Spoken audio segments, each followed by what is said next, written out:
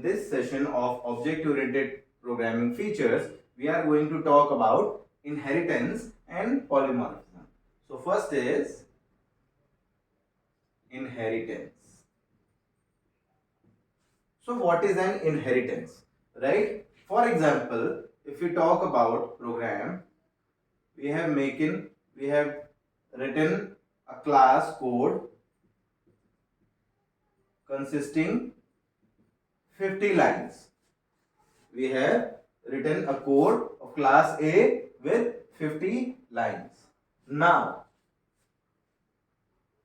if there is a class B, okay, which is also having 50 lines,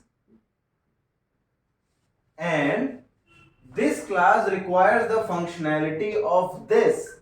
So, without the inheritance, what we have to do, we will write the same code here with the 50 more lines, which makes it 100 lines, and 100 lines means lengthy code. Lengthy code means more memory consumption, more error prone, and more vulnerable code, right? So to overcome this issue, inheritance concept is now available. How you will use this inheritance? So for that, what you need to do, suppose this class A is written, with 50 lines, and now I am going to write class B. I am going to write class B, which is having only 10 lines. 10 lines code, and also requiring the code of these 50 lines. So what we will do, we will inherit this class to this class. How? We will just use and write the syntax lies like this. So what happens? This class is inheriting the class A. What is the meaning of inheritance? Inheritance means to take or to inherit the property of the seniors, right? So as the definition describes, this is what base class or superclass. This is what child class or derived class. Got it? So this is how class B inherits all the property of class A. What advantages we got from this? Extensibility. See, all the code got extends here, right? Extensibility and reusability. Okay, less line means less code, means less memory usage, means this code will respond fast. Okay, so this is what inheritance is. Now we are going to talk about the next property, that is polymorphism. So polymorphism means using of one object in different forms, shape and kind, nothing more than that.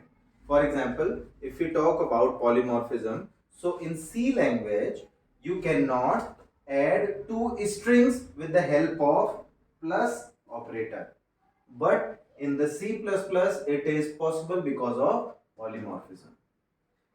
Second example, in the C language, you cannot create multiple functions with the same name, but it is possible with the help of polymorphism in C++. Okay, so polymorphism contains two types. First is overloading, and the second is binding. Overloading is of two types: function overloading and operator overloading. loading. Now binding is divided into two types. First one is static, early or compile time binding. The second one is dynamic, late or runtime binding. So this is what polymorphism is. These are the C++ object-oriented programming features along with the message sending. What are the message sending? Message sending is nothing but objects calling the different type of functions. Objects calling different type of functions means communicating with the class. These message is nothing but the function calling. This is what the object oriented programming feature is. Now in the next session we are going to learn what is input and output in C++ and how to take input and output in C++.